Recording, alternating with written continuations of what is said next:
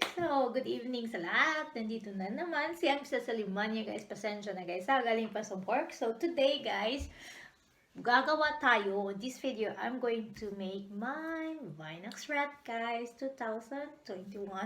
Ako yung buhok ko. Bahala na kayo dyan. so, guys, pasensya na sa buhok ko. And, of course, guys, I'm going to make it in my own idea lang to, guys. So let's do this, and I'm gonna share you how I make my Christmas wreath or Adventskranz in Germany. So let's do this.